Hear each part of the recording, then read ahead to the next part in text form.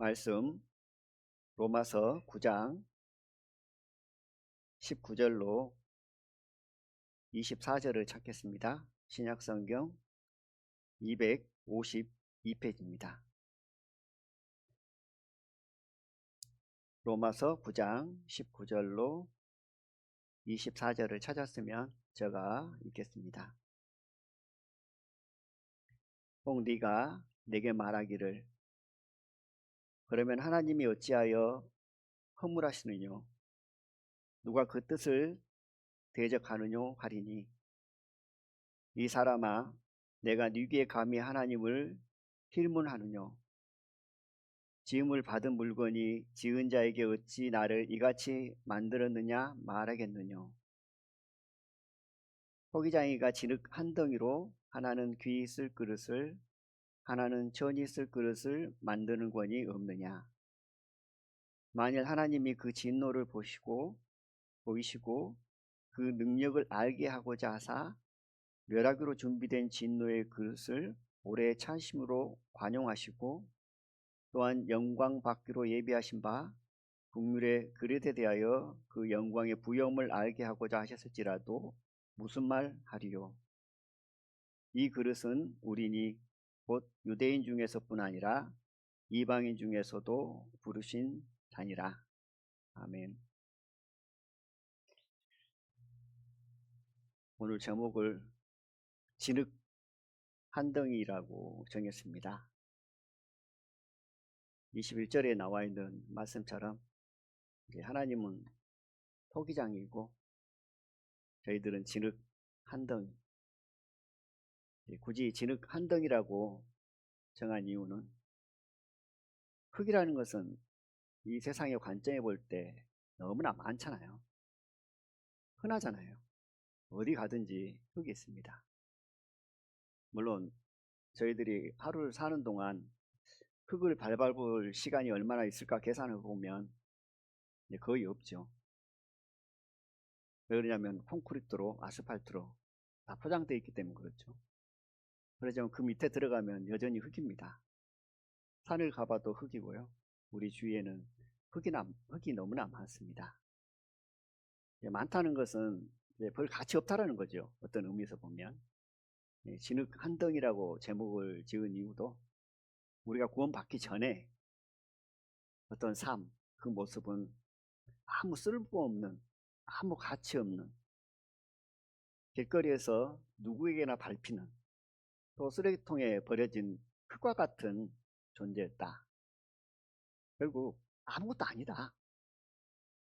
아무것도 아닌 저희들을 하나님께서 부르셔서 그릇으로 빚어주시고 만들어주셨다. 이 은혜를 좀 생각해보고 또 그 은혜 안에서 저희들이 감사함으로 나감으로 말미암아 하나님께 영광을 돌려드리고자 진흙 한 덩이. 그래서 저희들은 구원받기 전에 진흙 한 덩이였다는 사실을 항상 잊지 말아야 된다. 구원받기 전에 우리 인생 나라는 사람이 어떠한 사람이었는지를 항상 잊지 말아야 된다. 왜 그러냐면 그 삶을 잃어버리면 그 모습을 잃어버리면 내가 구원받은 것이 얼마나 큰지 잘 몰라요. 내가 구원받기 전에였던 모습, 내가 구원받지 못했다면 내가 지금 어떨 것인지, 내가 구원받지 못하고 살아가면 죽음 위에 어떤 삶을 사는지 우리가 항상 생각할 때는 뭐냐면 과거에 내가 구원받지 못할 때의 나의 모습, 본질상 진노의 자녀였고 하나님과 상관없이 자기 잘난 맛으로 또 자기 원함을 따라 자기 기쁨을 따라 자기 소망을 따라 헛된 것을 쫓아 살아갔잖아요. 그것이 나였습니다. 그런 나를 하나님께서 부르셔서 하나님 자녀 삼아주시고 하나님의 영광을 나타내시고 또 저희들 도구 삼으셔서 하나님께서 사용하시고 계신다는 사실에 저희들은 늘 감사하고 기쁨을 하나님께 나가는 삶을 살아야 되지 않는가 하는 생각을 해봅니다. 그래서 진흙 한 덩이 별 가치 없는 무익한 저희들을 부르셔서 아주 유익한 하나님의 자녀로 택하셨다. 이제 이것이 뭐냐면 오늘 말씀드리고자 하는 영적인 의미고 또 이 마음이 되어질 때 저희들이 주님 안에서 더욱더 감사함으로 나갈 수 있다는 생각을 해봅니다. 사람이라는 것은 누구나 공통점이 하나 있습니다. 쉽게 교만해진다는 사실입니다. 내가 어떤 고난이나 어려움이나 또 내가 어떤 하고자 하는 것이 잘 안 될 때는 쉽게 교만한 마음이 안 드는데, 어떤 부분에서 내가 원함을 따라 이루어지고 또 내가 하고 싶은 대로 했는데 결과가 좋게 나오고, 그런 과정들을 보면 사람들은 자연스럽게 교만한 마음이 옵니다.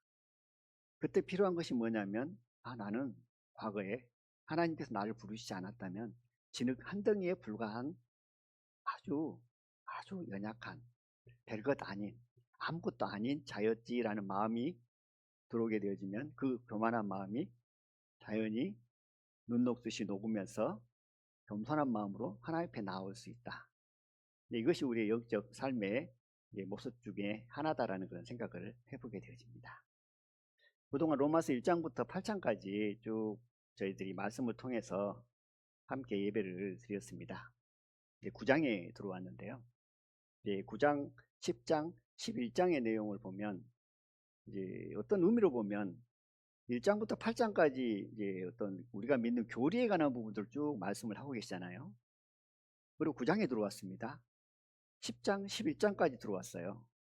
어떤 의미로 보면 9장, 10장, 11장이 필요 없는 것 같은 느낌이 들어집니다. 왜 그러냐면 12장에 가서 이제 산 제사로 드리라 선포를 하잖아요. 그러니까 이 세 장은 어떤 의미로 보면 필요 없는 것 같은 느낌이 와요. 왜냐하면 1장부터 8장까지 교리의 말씀을 우리에게 쭉 말씀을 하고, 12장에 들어와서는 이제 이 믿음을 너희에게 줬으니까, 이 귀한 믿음을 너희에게 줬으니까 이제 산제사로 드리는 삶으로 우리 행함을 강조하는 그런 부분이잖아요. 근데 굳이 9장, 10장, 11장을 이제 포함해서 하나님께서 저희들에게 전해주고자 하고 알게 하시고자 한 부분은 이제 여러 부분도 있지만, 종합적인 부분으로 생각해 보면 결국은 하나님의 주권에 관한 부분들이 포함되어 있음을 보게 되어집니다. 그리고 9장에서는 이스라엘의 어떤 과거, 그리고 10장에서는 이스라엘의 현재, 11장에 가서는 이스라엘의 미래에 관한 부분들을 말씀을 합니다. 그러면서 이제 9장에 보면 믿음을 의지하지 않고 행위를 의지하여 부딪힐 돌에 부딪혔다 하고 이스라엘 백성들을 의미하고 있고요. 우리 10장에 가서는 복음을 듣고 알았지만 복음을 거부했다. 너희들이 복음을 순종치 아니하였다. 현재 이스라엘 백성들에 관한 이제 말씀을 이렇게 10장을 통해서 가르치고 있습니다. 그리고 11장에 가서는 이제 유대인이 넘어지니까 결국 이방인들에게 기회가 됐다. 그런데 이방인의 충만한 수가 차여지면 다시 유대인들에게 기회가 오고 그들에게 복음이 전해지는, 현 시대에 보면 유대인들에게 많은 복음이 지금 들어가고 있잖아요. 그래서 이제 우리가 마지막 시대다고 하는 이유들 중에 하나가 그들에게 복음이 들어가고 있다. 이방인의 충만한 수가 참과 동시에 그들에게 복음이 들어간다는 것은 뭐죠? 마지막 때가 왔다라는 겁니다. 그래서 이제 9장은 이스라엘의 과거, 그리고 10장에는 현재, 11장에서는 미래에 관한 부분으로 말씀을 하면서 우리에게 여러 가지 교훈을 하시는데, 그 중에 이 세 장의 핵심은 뭐냐면 하나님의 주권을 인정하라, 이 부분으로 말씀을 할 수 있다고 생각을 해보게 되어집니다. 이제 9장 1절부터 보면 제가 한번 읽어보겠습니다. 내가 그리스도 안에서 참말을 하고 거짓말을 아니하노라. 내게 큰 근심이 있는 것과 마음에 그치지 않는 고통이 있는 것을 내 양심이 성령 안에서 나를 더불어 증거하노니, 나의 형제 곧 권력의 친척을 위하여 내 자신이 저주를 받아 그리스도에게서 끊어질지라도 원하는 바로다. 사도 바울의 그 심정을 지금 9장 1절부터 3절을 통해서 지금 표현하고 나타나고 있습니다. 이스라엘 백성들, 자기 친족, 동족을 위해서 어떤 마음이냐면 근심하는 마음, 큰 근심, 그 그치지 않는 고통이 있다. 이런 부분으로 9장 1절부터 이렇게 쭉 이제 시작을 합니다. 이 말씀을 보면 이제 어떤 성경의 어떤 지식을 추구하고 요구하는 부분을 보면 이제 방금 읽었던 내용으로 우리가 설명을 할 수 있겠지만, 이제 제가 이 말씀을 읽으면서 하나님께서 주신 부분들이 뭐냐면, 1장부터 로마서 1장부터 쭉 우리가 살펴봤잖아요. 쭉 살펴보는 가운데 이 패턴이 있더라고요. 이렇게 올라갔다 내려갔다 올라갔다 내려갔다. 이제 이 그래프가 뭐냐면, 로마서 3장 19절에 보면 하나님께서 모든 입을 막았다 그러잖아요. 막은 이유는 뭐냐면 세상에 있는 모든 사람들을 심판 아래 두셨다. 이게 진노의 자녀다라는 거죠. 진노의 자녀수입니다. 하나님을 알지 못할 때, 이제 하나님을 알지 못할 때, 예수님의 십자가 사랑을 알지 못할 때, 죄를 짓고 살아갔던 그 때에 보면 우리가 율법을 통해서 내가 이 죄 때문에 지옥 갈 수밖에 없는, 정말 불쌍하고 어리석고 정말 이거 진노의 자녀 아래서 고통을 받아야 될 사람이라는 것을 알잖아요. 그럼 그 마음이 뭐냐면 두려운 마음이 옵니다. 근심과 염려가 옵니다. 그런데 그 이후에 5장에 가서 뭐라고 말씀하시냐면 오직 믿음으로 구원을 받았습니다. 그래서 주님 안에서 하나님 안에서 화평을 누려라, 꼭 기뻐하라고 말씀합니다. 그래프를 한번 봐보십시오. 처음에 진노의 자였는데 하나 주님 안에서 화평을 누려라 하면서 막 올라갔잖아요. 올라가가지고 이제 너무나 좋잖아요. 구원을 받았으니까 주님 안에서 평화를 누리고 하나님 안에서 항상 기뻐하는 삶을 살 수 있다 이제 하고 살아가는데, 로마 7장에 와서 사도 바울은 또 무슨 고백을 하죠? 내가 한 법을 깨달았다. 선을 행하기를 원하는 나에게 악이 함께하고 있다라고 하면서 공부하라는 자로 다 하면서 다시 한참 올라갔던 그래프가 다시 쭉 떨어져 버리잖아요. 진노의 자녀에서 근심과 걱정했더니 와, 믿음으로 구원받았어, 와, 화평하다, 기쁘다 그랬더니 다시 또 한 법을 깨달았다고 하면서 우월한 나는 공부한 자로도 하면서 다시 떨어졌습니다. 그래서 로마서 8장에 가서 또 뭐라고 합니까? 하나님께 감사합니다 하면서 생명의 성령의 법이 죄와 사망의 법에서 나를 해방했다 그러면서 다시 확 올라갑니다. 올라갔으면 이제 그 마음으로 하나님께서 항상 기뻐하라, 주님한테 즐거워하라, 평강하라, 감사하라 하고 살면 또 그 마음으로 살아야 되는데, 9장에 와서 또 뭐라고 하죠? 사도 바울은 야, 내게 큰 근심이 있다, 그치지 않는 고통이 내게 있다, 따로 이렇게 또 말씀을 합니다. 올라갔다 내려갔다 올라갔다 내려갔다 하는 이 그래프를 보면서 우리의 믿음의 성장이기도 하고, 구원받은 자녀라면 그러한 삶을 사는 것이 당연하고 마땅한 삶이다. 그런데 영적 어린 아이는 어떤 삶을 추구하기를 기뻐하냐면, 하나님은 항상 기뻐하라고 했어, 항상 감사하라고 했어. 그러니까 항상 기뻐해야지는 것이 맞아, 항상 감사해야지 맞아. 물론 맞습니다. 성경에는 항상 기뻐하고 항상 감사하고 또 주님 안에서 즐거워하고 주님으로 말미암아 기뻐하는 삶, 이런 삶을 사는 것이 우리의 삶의 이제 목적이기도 하고 이유기도 하고, 구원받은 하나님의 자녀라면 그것을 추구하고 살아가는 것이 맞잖아요. 근데 그것만을 추구하고 그것만을 요구한다면 어린아이라는 사실입니다. 믿음이 장성할수록 사도 바울과 같이 어떤 몸이죠? 올라갔다 내려갔다 올라갔다. 이게 믿음이 없어서 올라갔다 내려갔다는 의미가 아니고요. 주님 안에서 또 이제 어떤 것들을 알게 되어지고 그러면 또 기쁨이 되고 감사가 되지만, 또 어떤 부분에서는 나의 연약한 부분을 보고 되어지지 않는 부분, 또 복음을 내가 전하기를 원하는데 복음이 전해지지 않는 부분을 보면서, 그런 부분을 보면서 우리가 하나님 항상 기뻐하고 감사하라 했으니까 감사하고 기뻐해야지 라고만 해버린다면 어린아이라는 사실입니다. 9장 1절부터 3장에 나와 있는 것처럼, 3절에 나와 있는 것처럼 사도 바울의 마음이 또 우리 심령에 있는 것이다. 내가 복음을 전하기를 원하지만 안 됩니다. 애타는 마음이 있습니다. 큰 근심이 있습니다. 그것이 고통이 되어지죠. 그 마음이 있을 때 항상 기뻐하라 했으니까 그것을 빨리 무리칠 것이 아니고, 그런 마음이 올 때 하나님께서 그 마음을 주시면 어떻게 해야 되죠?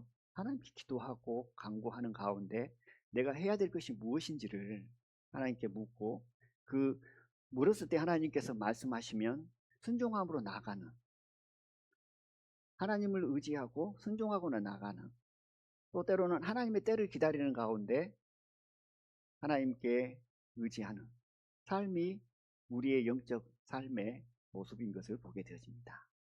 자칫 잘못하면 어떤 주 안에서 근심하고 염려하고 걱정하고 때로는 두려워하는 마음이 마치 잘못된 것처럼 해석해서 그런 마음을 먹고 주님 앞에 더 간절히 나가는 어떤 삶의 모습을 판단하기도 하고, 또 그것은 아니다라고 하는 그런 이제 모습은 영적 어린아이의 마음에서 나왔다라는 사실을 우리가 생각하고, 하나님께서 내게 그런 마음을 주시면 이 또한 하나님께서 나를 통해서 어떠한 사랑을 더 알게 하시기 위함이고, 또 하나님의 은혜 앞에 더 나가기 위함이라는 사실을 우리가 마음 가운데 받고 하나님께서 주신 마음을 따라서 나간다면 하나님께 영광이 되어지라는 생각을 해봅니다.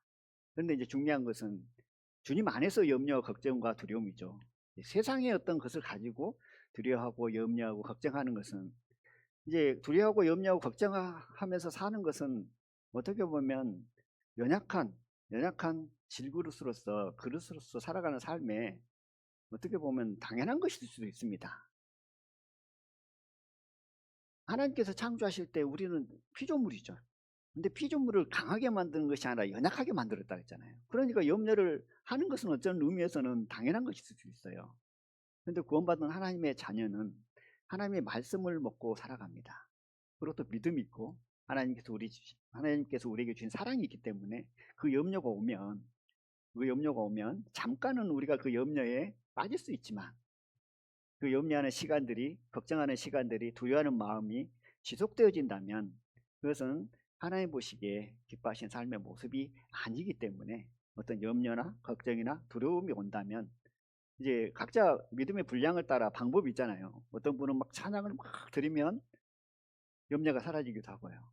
어떤 분은 말씀을 통해서 걱정이 사라지기도 하고, 어떤 분은 또 기도를 통해서, 교제를 통해서 그 두려움이 사라지기도 합니다. 그런 방법들을 우리가 찾아 나가서 빨리 해결을 해야지, 그 염려를 항상 마음에 갖고 있고 두려움을 항상 마음에 품고 있다면, 걱정거리를 항상 내 머릿속에 담고 있다면 제일 좋아할 누구냐면 사단이 제일 좋아하는 거죠. 하나님께서는 결코 그 부분을 기뻐하시지 않는다. 그럼 빨리 해결하기를 원하는데, 이제 그 해결 방법은 각자 하나님께 주신 믿음의 분량과 또 그동안 살아왔던, 믿음 안에서 살아왔던 어떤 방식에 따라서 약간 차이가 있겠죠. 그래서 어찌됐든 우리가 근심과 걱정과 염려가 주 안에서 하는 것은 우리에게 많은 유익을 주고, 그걸 통해서 우리가 더 하나님 앞에 나가기를 하고 또 복음을 전해지지만, 세상에서 오는 그런 근심과 걱정, 염려는 나를 넘어뜨리기도 하고 주님 은혜 안에 머물지 못하게 한다는 사실입니다. 항상 그 마음을 우리가 생각하고 이제 하나님 앞에 나아가는 영적 삶이 되기를 소망합니다. 이제 9장 쭉 보면 오늘 말씀 제목처럼 이제 포기장이와 이제 진흙 한 등입니다. 진흙 한 등. 근데 그 전에 말씀이 좀 나오잖아요. 그 부분을 좀 요약을 해보겠습니다. 9장 7절부터 쭉 이제 말씀을 읽어보면 이제 택한 부분에 대한 부분을 말씀하죠. 아브라함의 자녀가 있는데 이스마엘과 이삭이 있다. 그런데 이삭을 택하시잖아요. 오직 이삭으로부터 난 자라에 내 씨라 칭하리라 합니다. 근데 이것은 어떤 이유가 있어서 그런 게 아니고 이제 부르시는 이에게로 말미암았다 그랬다고 합니다. 이삭이 뭘 잘해서가 아니라 부르시는 이로 말미암아 이삭을 택하셨다라는 부분이고요. 그리고 이제 좀 지나서 이삭의 자녀 야곱과 에서가 있죠. 야곱과 에서도 마찬가지다. 야곱을 택했죠. 그런데 이 야곱이 뭘 잘해서가 아니죠. 이 택할 시점을 보면 야곱의 삶이나 에서의 삶을 보고 택한 것이 아니고 나기도 전부터, 야곱은 사랑하고 에서는 미워했다라는 말씀들을 하시면서, 이게 어떻게 보면은 이제 어떤 야곱의 원함과 에서의 원함을 따라서 된 것이 아니라, 야곱이 막 열심히 달림박질하고 에서가 열심히 뛰고 달림박질해서 된 것이 아니고 오직 하나님으로 말미암아 택함을 입었다라고 말씀을 합니다. 그리고 이제 애고방 바로의 비유를 듣죠. 바로가 강팍하게 된 이유가 뭐냐? 10가지 재앙이 임했을 때 바로의 마음이 강팍해져서 이스라엘 백성들을 보내질 않았잖아요. 근데 하나님께서 그 마음을 강팍해 하셨다라고 말씀을 하고 있습니다. 그런데 하나님이 그 바로의 마음을 강팍해 하신 이유가 뭐냐면 하나님의 능력을 나타내기 위함이며 온 땅에 하나님의 이름을 드러내기 위한 목적을 가지고 바로의 마음을 강팍해 했다라고 말씀을 하시면서 하나님이 하고자 하는 자를 긍휼히 여기고 또 하고자 하는 자를 강팍해 하신다라는 말씀을 합니다.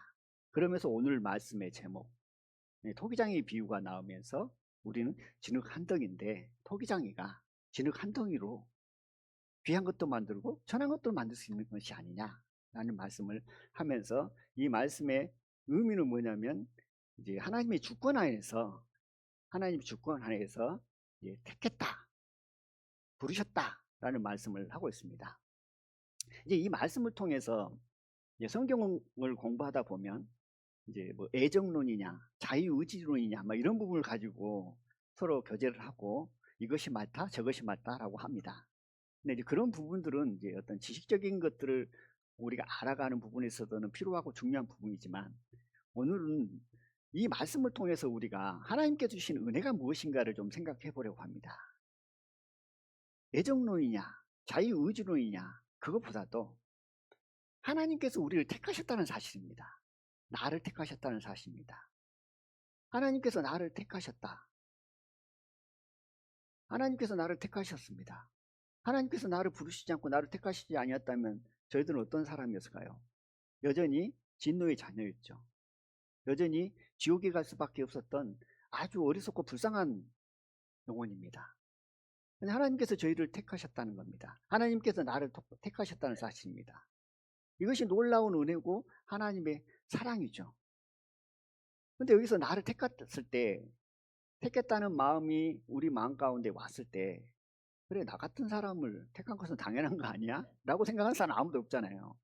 주님 안에서 우리가 겸손히 나아가면 티끌보다 못한 나를 오늘의 말씀 제목처럼 진흙 한 덩인 나를 아무것도 아닌 나를 세상에는 너무나 많습니다. 흙이 수많은 흙들이 있습니다.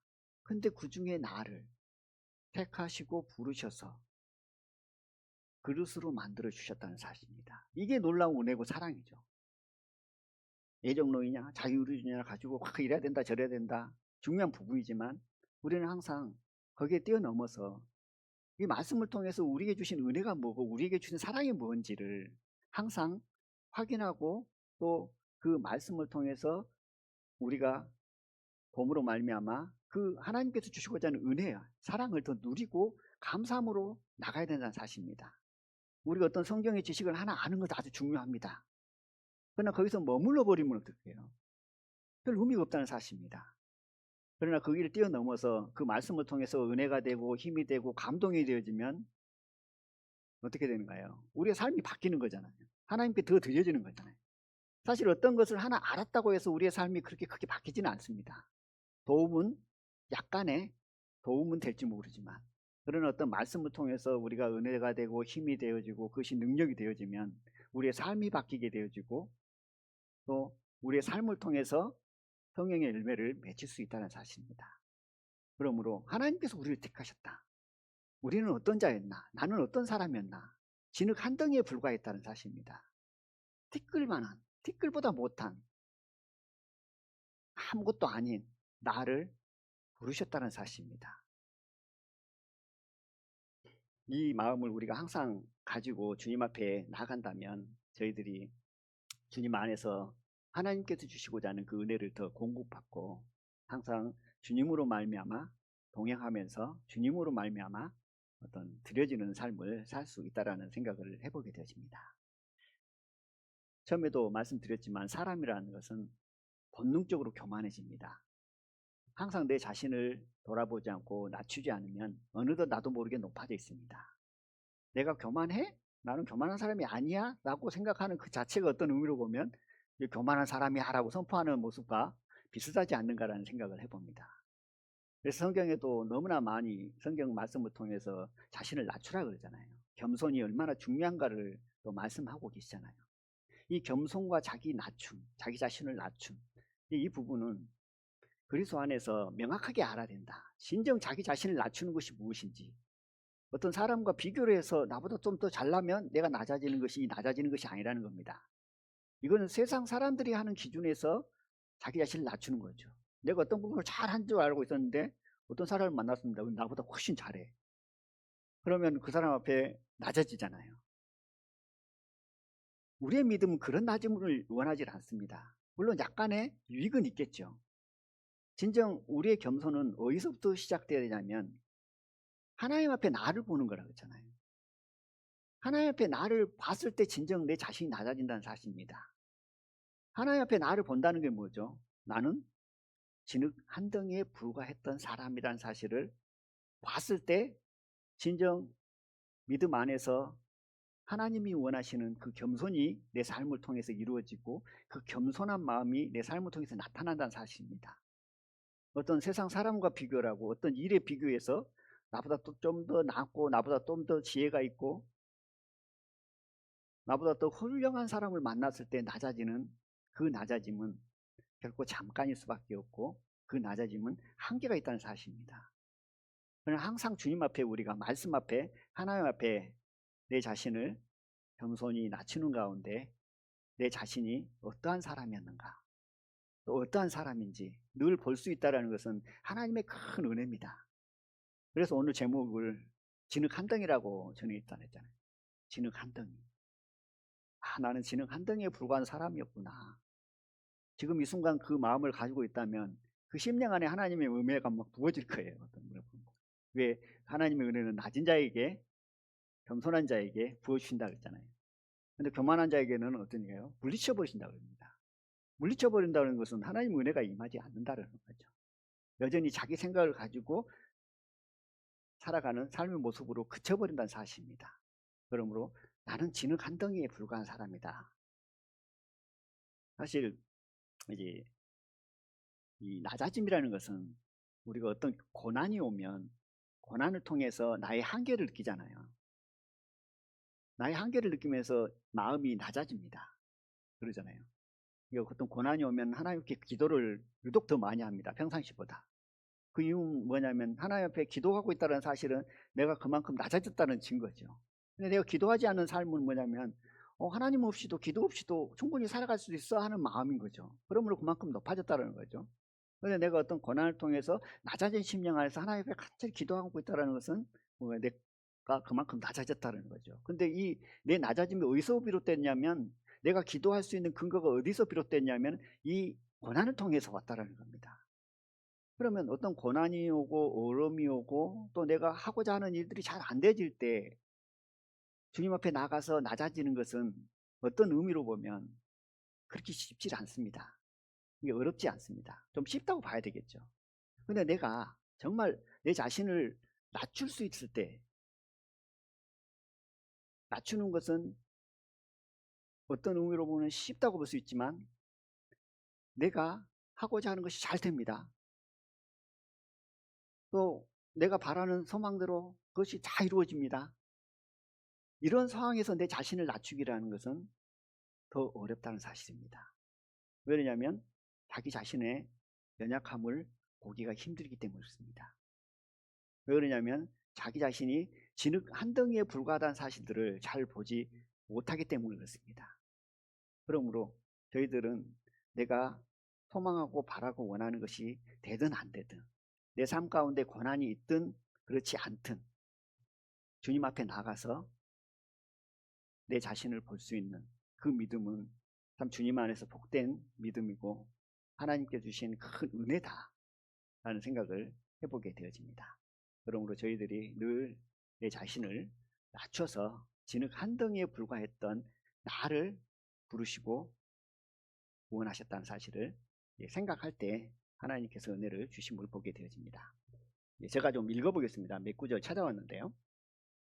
예레미야 18장 2절을 보면 너는 일어나 토기장의 집으로 내려가라. 내가 거기에서 내 말을 내게 들리리라 하시고 이 말씀을 통해서 이제 하나님의 주권하에서 유다를 포함한 모든 나라를 하나님께서 세우기도 하고 일으키시기도 하고 또 심판하고 멸하시기도 한다는 그 주권을 말씀하고 계시잖아요. 그리고 6절에 보니까 나 여호와가 이르노라 이스라엘 족속아 이 토기장이 하는 것 같이 내가 능히 너희에게 행하지 못하겠느냐. 이스라엘 족속아 진흙이 토기장이의 손에 있음 같이 너희가 내 손에 있느니라. 하나님의 손에 모든 것이 달렸다는 사실입니다. 왜냐하면 우리는 진흙 한 덩이에 불과한 아주 연약한 사람이기 때문에 있습니다. 그럼 어떨까요? 진흙 한 덩이에 불과하기 때문에 이 토기장이가 어떻게 빚느냐에 따라서 어떻게 만드느냐에 있어서 결과물이 나온 거죠. 그러니까 하나님의 손에 달려있다는 사실입니다. 이 모든 것이 다 하나님의 주권 하에서 하나님께서 다루시고 이루어 나가고 계신다는 사실입니다. 이사야 45장 9절에도 이렇게 말씀합니다. 질그릇 조각 중 한 조각 같은 자가 자기를 지으신 자로 더불어 다투진대. 그렇습니다. 여기서 보면 질그릇 조각 중 한 조각을 얘기합니다. 근데 다툰다 그래요. 이게 지으신 자와 다툰대요. 그러면 하나님, 창조자 하나님과 피조물인 내가 다툰다라는 얘기잖아요. 근데 이게 가능한가요?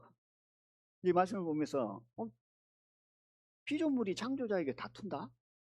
이 다툰다는 의미가 어떤 의미가 들어가 있냐고 이제 좀 살펴보니까 이 다툴진데 이 다툰다, 하나님과 다툰다라는 것은 불신이 들어있다고 합니다. 그 안에 불신. 하나님을 믿지 않는 사람은 하나님과 다투는 거잖아요. 하나님을 믿지 않는 사람들. 그리고 이 다툼 안에는 또 뭐가 들어있냐면 불순종이 들어있답니다. 불순종. 내가 피조물이고 여호와 하나님이 창조자시고 토기장이가 진흙을 가지고 무엇을 만들든 이 진흙이 뭘 할 말이 있어요. 하나님의 주권을 완전히 인정해버리면 이 불순종이라는 것은 사실은 내 삶 가운데 내를 자신을 돌아보게 하는 것이지 이 다툴 일이 아니거든요. 이 다툰다는 그 자체는 뭐냐면 하나님의 주권을 인정하지 못하고 있다는 삶의 모습이잖아요. 그리고 또 하나 이렇게 얘기를 하더라고요. 불평. 하나님을 향하는 불평. 하나님 왜 저를 이렇게 지었어요? 하나님 저를 구원해 주시고 하나님 자녀 삼아 주신 거 너무 감사하고 기쁘고 좋은데요. 근데 왜 저의 기도를 안 들어주세요? 저는 이렇게 되고 싶은데 하나님은 왜 자꾸 저쪽 길을 보여주시고 제가 원치 않는 길을 가라고 하세요? 하나님 저는 이걸 원합니다. 근데 하나님 제가 원함을 따라 하나님께서 이걸 주시지 않고 자꾸 어려운 길만을 걷게 하시는가요? 이런 것들이 뭐냐면 이제 불평이죠. 이것이 뭐냐면 이제 주님 안에서 우리란 말을 빼겠습니다. 저 같은 경우에 하나님 앞에 그런 기도를 이제 드려본 적이 있기 때문에요. 근데 이 또한 모든 것이 뭐냐면 다투진데 하나님과 다투는 모습이라는 사실입니다. 근데 이런 모습은 뭐냐면 어디서 오냐면 하나님의 주권을 온전히 인정하지 못하기 때문에 오는 사람의 마음이다. 하나님 자녀들의 마음이다. 토기장이가 진흙을 가지고 그릇을 만들었습니다. 그러면 토기장의 원함을 따라서 뜻을 따라서 계획을 따라서 목적을 따라서 우리는 지음을 받는 피조물이라는 사실입니다. 그릇이라는 사실입니다. 그러므로 뭐 해야 될까요? 불순종이 아닌 불순종이 아닌 순종을 우리는 순종의 길을 가야 되고 또 어떤 불평보다는 어떤 상황이 와도 어떤 일이 와도 감사할 수 있는 마음이 되어져야 된다. 그런 마음이 되어지기 위해서는 결국 뭐냐면 하나님의 모든 주권을 인정하는 가운데 나갔을 때 그것이 가능함을 보게 되어집니다. 디모데 후서 2장을 찾아보겠습니다. 진흙 한 덩이로 만들 수 있는 것은 질그릇입니다.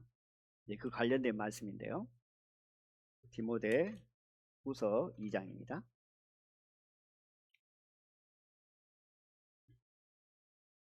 2장 20절 21절을 읽겠습니다. 큰 집에는 신약 345페이지입니다. 큰 집에는 금과 은의 그릇이 있을 뿐 아니오 나무와 질그릇도 있어 귀 쓰는 것도 있고 천이 쓰는 것도 있나니 그러므로 누구든지 이런 것에서 자기를 깨끗하게 하면 귀 쓰는 그릇이 되어 거룩하고 주인의 쓰심에 합당하며 모든 선한 일에 예비함이 되리라. 큰 집에는 작은 집에도 그릇이 다양하게 있겠죠. 근데 큰 집이라니까 얼마나 다양한 그릇들이 있겠어요. 많은 행사를 치러야 되고 또 그만큼 많은 일들을 하기 때문에 다양한 그릇들이 있죠. 근데 그 그릇 중에 금과 은의 그릇이 있고 나무와 질그릇이 있다라고 이렇게 말씀을 하면서 저희들에게 교훈하십니다. 이 말씀을 보면 금이냐 은이냐 나무냐 질그릇이냐 이것은 우리가 알 수 없습니다. 아, 나는 금이야, 나는 음이야, 아, 나는 나무야, 나는 뭐 질그릇이야. 자기가 자기를 어떻게 판단해요? 뭐 다른 사람을 향해서도 우리가 어떻게 판단하고 알 수 있겠어요? 하나님만 아시는 거죠. 하나님만 아시는 것이기 때문에 금이냐 은이냐 나무냐 질그릇이냐가 중요한 것이 아니라 그보다도 더 중요한 것이 있습니다. 그건 뭐냐면 귀 쓰는 그릇이냐 천이 쓰는 그릇이냐가 중요한 거죠. 귀 쓰는 것이냐 천이 쓰는 것이냐. 그러면 이것도 우리가 좀 믿음 안에서 생각해 보면 어떤 사람이 귀 쓰는 거고 어떤 사람이 천이 쓰는 그릇일까요? 사람의 관점으로 볼 때는 아, 이런 사람은 하나님이 귀 쓰이고 있는 거야. 아니, 저 사람은 천이 쓰고 있는 그릇이야. 이거 사람의 관점입니다. 하나님의 관점에 보면 어떤 그릇이 귀 쓰이고 어떤 그릇이 천이 쓰인다는 거죠. 어느 정도 짐작은 사람을 할 수 있지만 명확하게는 알 수는 없다는 사실입니다. 그 사람의 마음을 알 수 없기 때문에 하나님의 깊으신 뜻을 알 수 못하기 때문에 그렇기 때문에 금이냐 은이냐 나무냐 질그릇보다 중요한 건 뭐냐면 귀 쓰는 그릇이냐 천이 쓰는 그릇이냐인데 그보다도 더 중요한 것이 있습니다. 귀 쓰는 그릇이냐 천이 쓰는 그릇이냐보다 중요한 것이 깨끗한 그릇이냐 더러운 그릇이냐가 더 중요하다는 사실입니다. 그렇잖아요.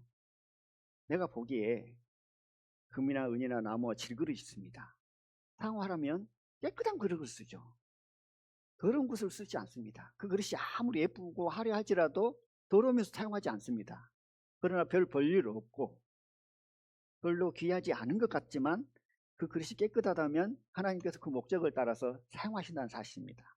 그러므로 귀 쓰는 그릇이냐 천이 쓰는 그릇이냐보다 더 중요한 것은 깨끗한 그릇이냐 더러운 것이냐 이 내용입니다. 근데 이거보다 더 중요한 사실이 있습니다. 오늘의 말씀의 제목이에요. 깨끗한 그릇이냐 더러운 그릇이냐 귀 쓰는 그릇이냐 천이 쓰는 그릇이냐 금 그릇이냐 나무 그릇이냐 질 그릇이냐 이것보다도 더 중요한 것이 무엇인가요? 더 중요한 것은 진흙 한 덩이였던 나를 하나님께서 큰 집에 그릇으로 만들어줬다는 사실입니다. 이거보다 더 큰 은혜가 있어요? 이거보다 더 놀라운 하나님의 사랑이 있는가요? 우리가 구원받은 것보다 더 큰 어떤 은혜가 있는가요? 사랑이 있는가요? 없습니다. 가장 큰 것은 질그릇 같은 진흙 한 덩이 날, 별 필요 없는 쓸모없는 이 진흙 한 덩이, 쓰레기통에 버려진 진흙 한 덩이를 하나님께서 부르시고 택하셔서 직접 하나님께서 빚으셔서 그릇으로 만들어줬다는 사실입니다. 우리는 큰 집의 그릇입니다. 그러므로 하나님의 목적을 따라서 이제 이 그릇도 사용하시고 저 그릇도 사용하십니다. 이제 그것을 우리는 성령의 인도하심을 따라서 하나님께서 성령을 우리에게 주셨고 그 성령의 인도하심을 따라서 순종하고 성령께서 감동케 하심을 따라서 하나님께서 성령께서 보여주신 것을 해서 우리는 하나님께 드리잖아요. 그때 하나님께서 저 그릇을 사용하시네. 이번엔 또 저 그릇을 사용하시네. 우리는 인정하고 기쁨으로 감사함으로 나가는 거죠. 근데 자칫 교만한 마음이 들어오면 어찌 될까요?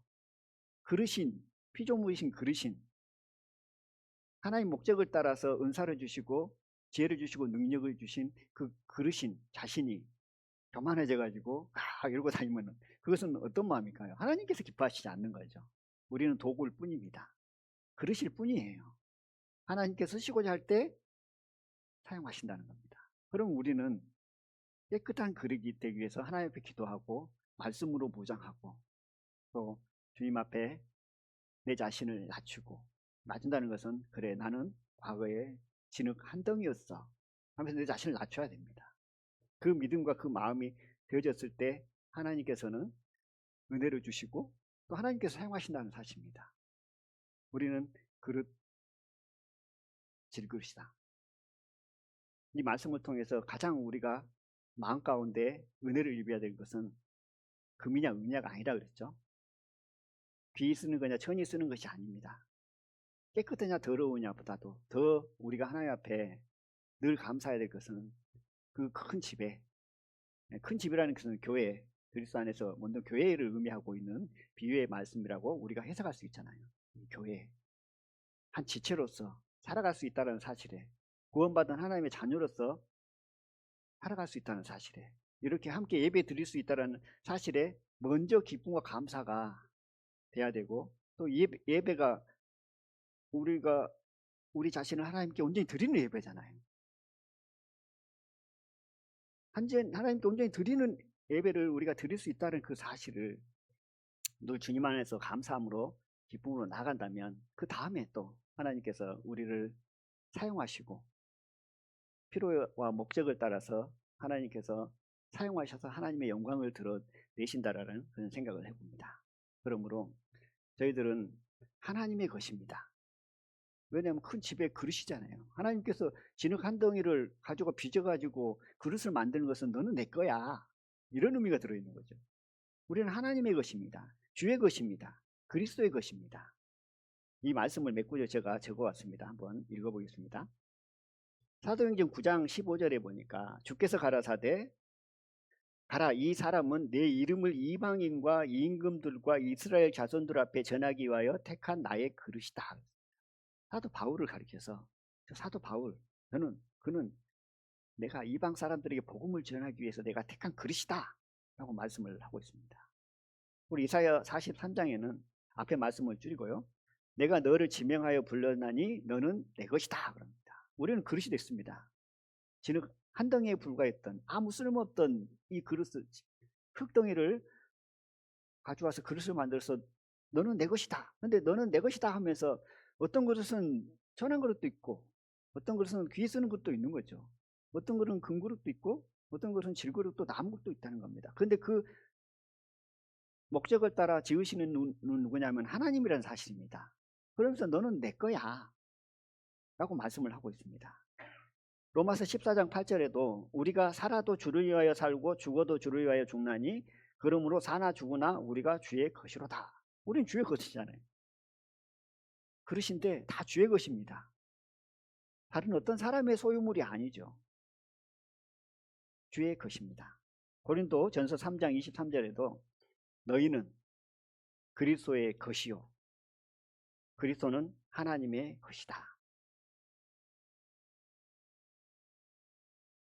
저희의 소유권은 내 자신에게 있지 않습니다.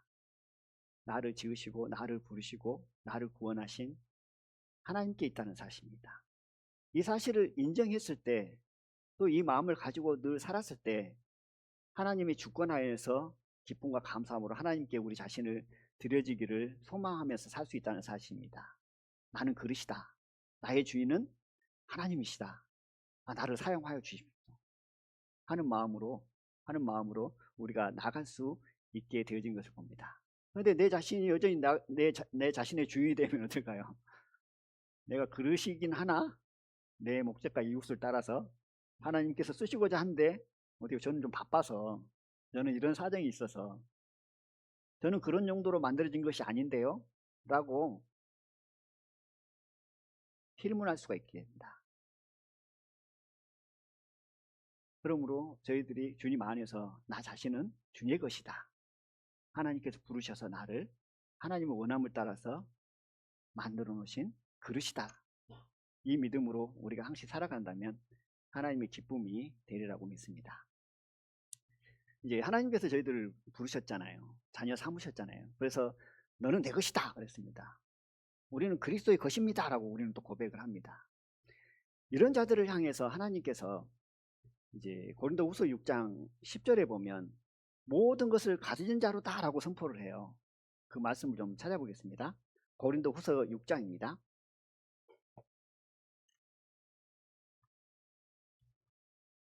고린도후서 6장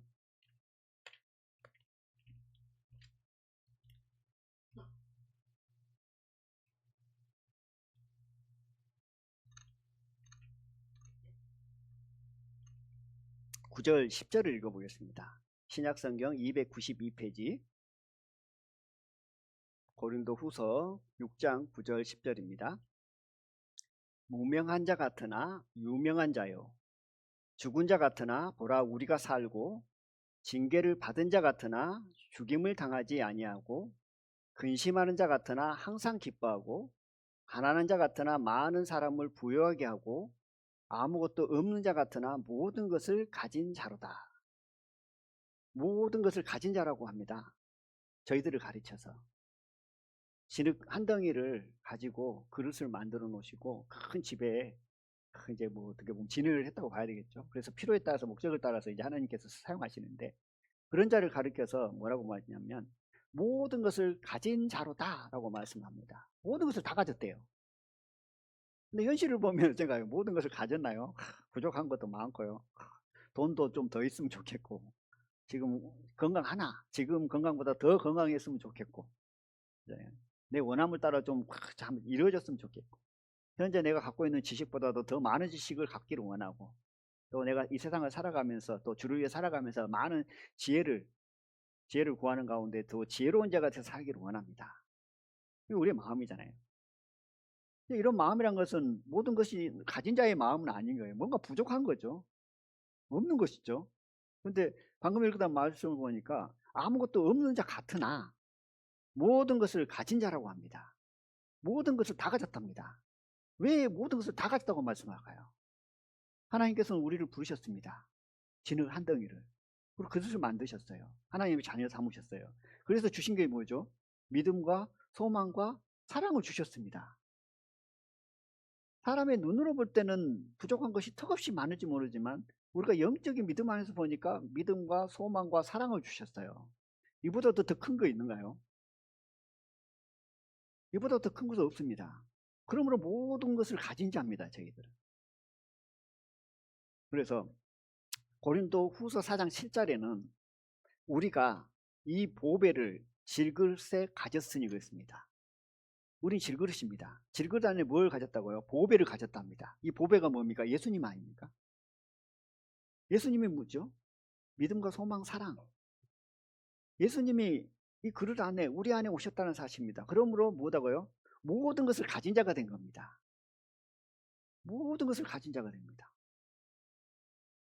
육신의 마음 안에서는 이것도 부족하고 저것도 부족하고 이것도 채워야 되고 저것도 채워야 되고 그러다 보면 세상 일에 분주하고 바빠지고 물론 그것이 필요 없다는 것이 아닙니다. 믿음 안에서 소원을 따라서 목적을 따라서 하나님의 영광을 위해서 우리는 세상에 귀한 것들을 또 취해서 그것 때문에 하나님의 영광을 돌려야죠.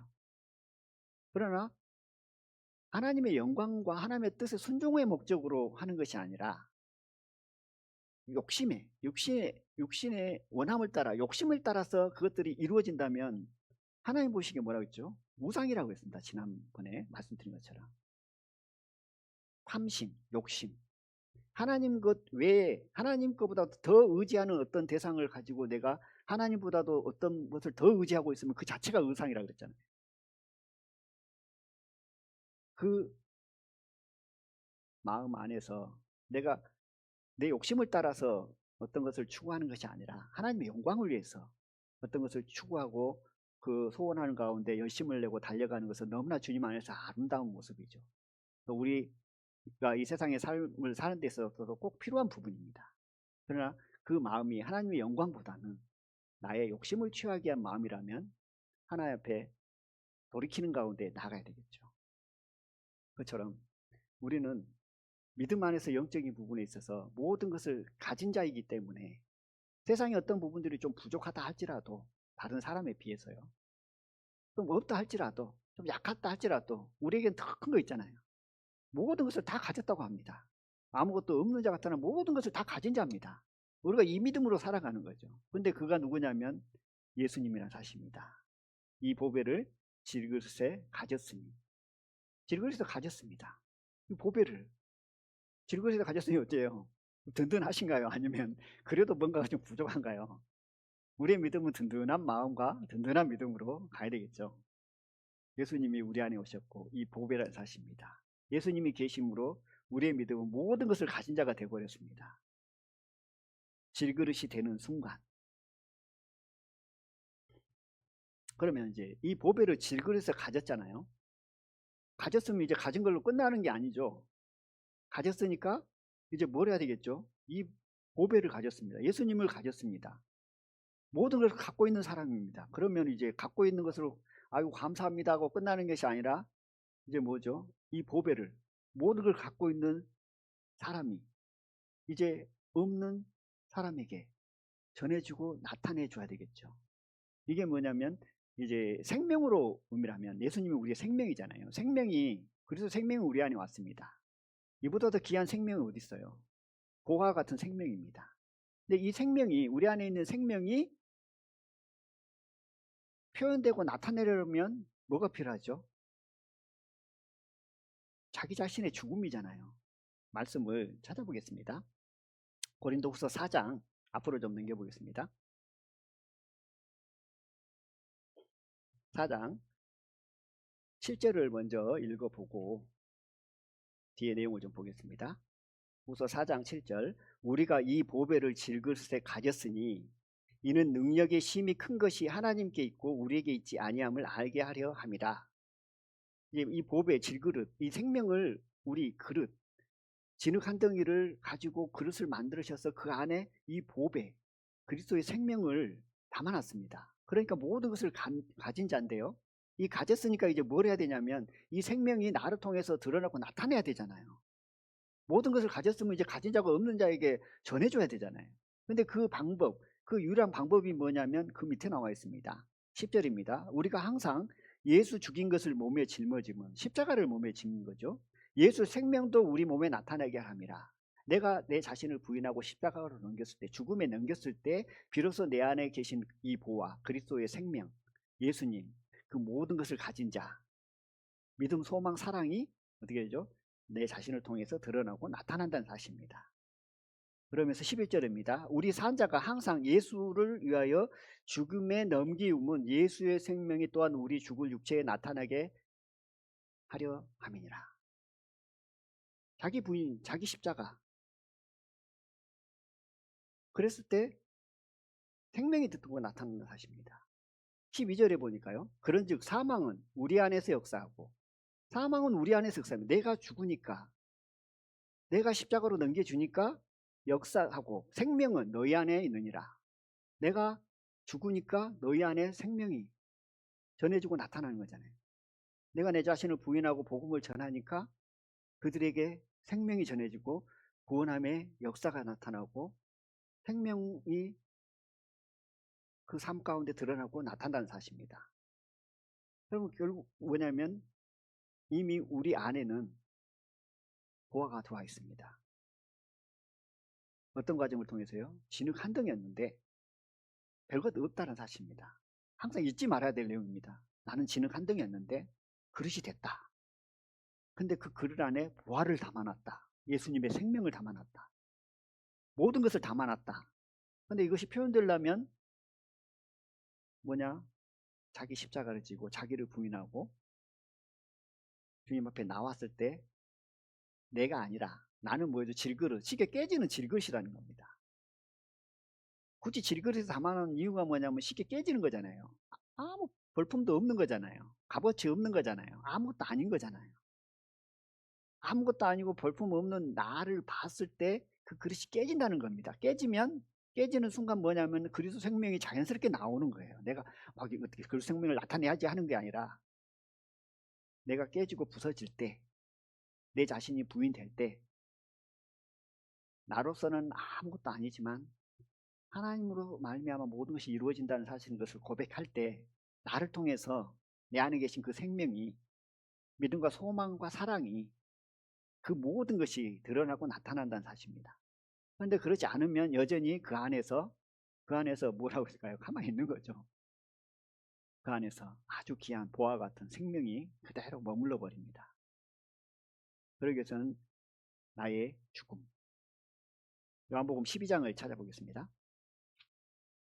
같은 비슷한 말씀인데요. 12장 24절입니다. 신약 168페이지 24절, 25절을 제가 읽겠습니다. 내가 진실로 진실로 너희에게 이르노니 한 알의 밀이 땅에 떨어져 죽지 아니하면 한 알 그대로 있고 죽으면 많은 열매를 맺느니라. 자기 생명을 사랑하는 자는 잃어볼 것이요 이 세상에서 자기 생명을 미워하는 자는 영생하도록 보존하리라. 결국 죽음을 의미하고 있고요. 하늘이 땅에 떨어져 죽었을 때 많은 열매를 맺힌다. 그러나 그렇지 않고 그대로 있으면 아무 일이 일어나지 않는다고 합니다. 우리는 이 말씀을 통해서, 이런 말씀을 통해서 내 자신을 돌아봐야 됩니다. 그렇잖아요. 내 자신을 돌아보라고 말씀을 준 거죠. 근데 자칫 잘못하면 이 말씀은 누구에게 필요한 건데 라고 생각하는 순간 사단이 틈을 타자는 겁니다. 사단이 틈을 탑니다. 이 말씀은 누가 들어야 될 내용이 아니냐? 이제 이런 부분으로 이제 간혹 이런 생각을 품을 수가 있는데, 이제 그런 마음보다도 어떤 말씀이 주어지면 다른 사람을 볼 게 아니죠. 내 자신을 보고 내게 필요한 말씀이구나. 어떤 말씀을 보고 우리가 완벽하게 그 말씀을 따라 100% 순종하는 말씀이 어디 있어요? 어떤 거는 한 프로테주로 보면 한 50% 순종하는 거 있고, 어떤 것은 10% 순종하는 거 있고요. 어떤 건 아예 순종하지 못하는 것이 있습니다. 근데 한 50% 순종하면서 마치 다 순종하는 것처럼 다른 사람들을 판단하는 그것은 참 너는 누구냐 그럽니다. 너는 누구냐 그럽니다. 그것을 판단하는 넌 누구냐? 남의 하인을 판단하는 넌 누구냐? 누구죠? 남의 하인을 판단하는 누굽니까? 진흙 한 덩이입니다. 진흙 한 덩이가 진흙 한 덩이를 판단하고 있는 거예요. 하나님께서 지으셨습니다. 목적을 따라서, 이유를 따라서 금의 것을, 은의 것을, 나무 것을 진흙으로 만드셨습니다. 근데 내가 볼 때는 금으로 만든 좋은 그릇 같아. 저 질것을 보니까 별것 아닌 것 같이 보이거든요. 그러면 자꾸 판단하면서 이러면 하나님께서 뭐라고 하냐면, 남의 하인을 판단하는 넌 누구냐? 너도 진흙이다 라고 말씀합니다. 그러니까 항상 나는 진흙이었다. 아무것도 아닌 진흙이었다. 하나님께서 나를 붙드시지 아니하면 나는 아무것도 할 수 없는 연약한 그릇이다. 쉽게 깨져버린다 라는 것을 항상 인지하고 생각을 했을 때 어떤 말씀이 선포되어지면 내 자신을 돌아볼 수 있는 겁니다. 그렇지 않으면 자꾸 판단을 하게 되어지고, 판단한 사람이 떠올라요. 평상시에 판단한 사람이 떠오르면 이 말씀은 과거에 판단했던 사람이 들어야 할 말씀인데 왜 저 사람은 이 말씀을 안 붙들지? 이제 이렇게 되어버린다는 사실입니다. 그런 마음이 아니라 우리가 주님 안에서 말씀을 100% 순종하면서 사는 사람이 얼마나 있겠어요.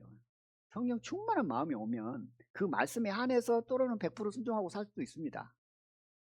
그러나 말씀이 한두 가지 말씀이에요.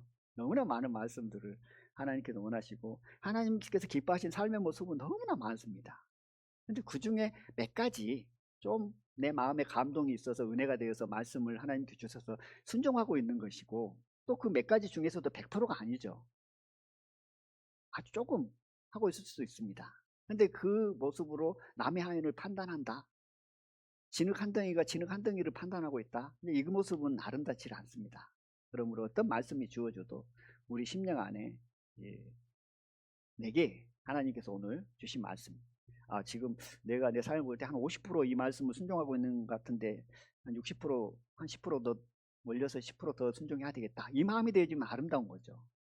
나는 이 말씀 100% 순종하고 있어. 근데 누구에게 필요한 말씀이야? 이 말씀 자체는 뭐죠? 사단이 주는 마음이잖아요. 어찌 이제 그런 마음을 과장해서 표현한 겁니다. 누가 그렇다는 건 아니고, 예를 들면서 그것처럼 이 말씀이 내가 한 5% 순종하고 있어요. 그러면 한 5%더, 한 10%더 순종할 수 있는 마음과 믿음을 달라는 기도 가운데 이 말씀을 묵상하고 붙들면 그 말씀을 의지하고 나아가면 이루시는 거잖아요. 그래서 저희들이 그런 마음으로 살기를 원하고, 또 저희들의 삶의 모습 정말 귀한 것이 우리 안에 왔기 때문에 이 보화가, 이 생명이 나를 통해서 드러내기 위해서는 결국 내가 죽어야 되고 내가 깨져야 된다는 사실입니다. 자기 자신이 부인돼야 된다는 사실입니다. 지금 한 50% 부인하고 있다면 한 10%더 올리고, 한 5% 지금 부인하는 삶을 살고 있다면 한 10% 정도까지 올려서, 이제 어떻게 보면 이제 25년 여수 우리 해당에서 드리는 주일 예배 마지막이잖아요.